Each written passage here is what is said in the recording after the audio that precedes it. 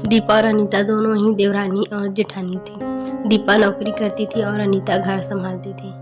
उनका परिवार बहुत बड़ा था। सास ससुर और उन दोनों के बच्चे, कुल मिलाकर घर में 10 लोग थे। और आज कई सालों बाद उनकी बुआ सास अपने भाई के पास रहने आई थी। सुबह उठते ही बुआ जी ने देखा दीपा जल्दी जल्दी अपने काम निपटा रही थी।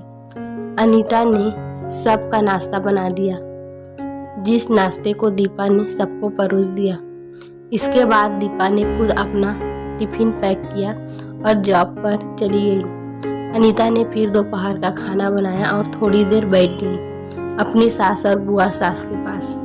बुआ सास से रहा नहीं गया और अनीता से बोली कि छोटी बहू तेरी जेठानी दीपा तुझ पर बड़ा हुक्म चलाती है। सुबह से देख रही हूँ रसोई घर में तू ही लगी हुई है और वो महारानी दिखावा करने के लिए सबको नाश्ता परोस रही थी जैसे उसी ने बनाया हो। यह सुनते ही अनीता ने अपनी बुआ सास की तरफ देखा और बड़ी प्यार से कहा, नहीं ऐसी कोई बात नहीं है बुआ जी, दीपा बहुत ही अच्छी है। बुआ बोली, तो बहुत भोली है अनीता, पर मैं सब समझती हूँ, इतनी बूढ़ी मैं ऐसी ही नहीं हुई हूँ। अनीता से अब रहा नहीं गया और वो बोली कि बुआ जी आपको दीपा दीदी का बाकी सबको नाश्ता परोसना दिखा, मगर आपको यह नहीं पता कि उन्होंने मुझे डांट कर सबसे पहले नाश्ता करवाया, फिर चाय पिलाई और वो रोज ही मुझे सबसे पहले ही नाश्ता करवा देती है, वरना सबका नाश्ता बनाते तो मैं नाश्ता ही ना कर पाऊँ। वो मेरा कितना ख्याल रखती है। दीदी सुबह जल्दी उठकर मंदिर की सफाई करके फूल सजा कर रखती है और वो मुझे खुद से 1 घंटा लेट उठने को कहती है, क्योंकि मुझे उठते ही नहाकर सीधा रसोई में ही जाना पड़ता है। शाम को ऑफिस से आते वक्त दीदी बाजार से सब्जियां भी लेकर आती है, क्योंकि हमारे हस्बैंड रात को लेट हो जाते हैं।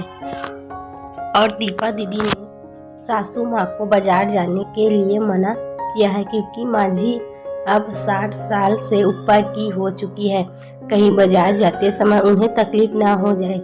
वैसे भी उन्हें घुटनों की परेशानी है और जब माँ जी को घूमने का मन होता है तो दीपा दीदी छुट्टी करके खुद उनको घुमाने लेकर जाती है। और हाँ बुआ जी, दीपा दीदी रोज शाम को आकर खाना बनाने में मेरी खूब मदद करती है, चाहे वो कितनी भी थकी हुई हो। वो मेरी जेठानी ने जरूर है, मगर वो मुझसे अपनी छोटी बहन की ही मानती है और मैं उन्हें बड़ी बहन। ये सब सुनते ही बुआ चुप हो गई। शायद उसकी चुगली अनीता के आगे फेल हो चुकी थी। शाम को दीपा सब्जी की थैली अनीता को पकड़ाते हुए बोली कि अनीता, सब्जियों के साथ वाले थैले में तुम्हारी फेवरेट लेखक की किताब भी लाई हूँ। ये सुनकर अनीता खुश हो गई और बोली, थैंक्स दीदी। अनीता सब्जी की थैली किचन में रखी और किताब रखने अपने कमरे में चली गई। तभी बुआ जी ने दीपा को आवाज दी, बड़ी बहू जरा यहाँ आना। दीपा बोली, जी बुआ जी। तभी बुआ बोली कि तुम इतनी मेहनत करके कमाती हो और ऐसे ही फालतू किताबें खरीद कर पैसों की बर्बादी कर रही हो, वो भी अपनी देवरानी के लिए। वो तो वैसे भी घर में करती ही क्या है, तुम दिन भर मेहनत करती हो और वो घर पर आराम करती है। इस बात पर दीपा मुस्कुराई और बोली, क्या बुआ जी आराम, और अनीता उसे तो कह कर आराम करवाना पड़ता है, सुबह से बेचारी लगी ही रहती है। किचन में सबकी अलग अलग पसंद, मेरे और उसके मिलाकर 4 बच्चों का टिफिन सब वो ही करती है, फिर भी उसके चेहरे पर हमेशा एक सुंदर सी मुस्कान ही रहती है। सुबह की चाय पीने का भी समय नहीं रहता उसे, और जब दोपहर बच्चे आते हैं फिर उनका खाना, उनकी पढ़ाई सब वही देखती वो है, इसीलिए मुझे बच्चों की चिंता भी नहीं रहती और मैं ऑफिस में पूरा ध्यान ऑफिस में लगा पाती हूँ।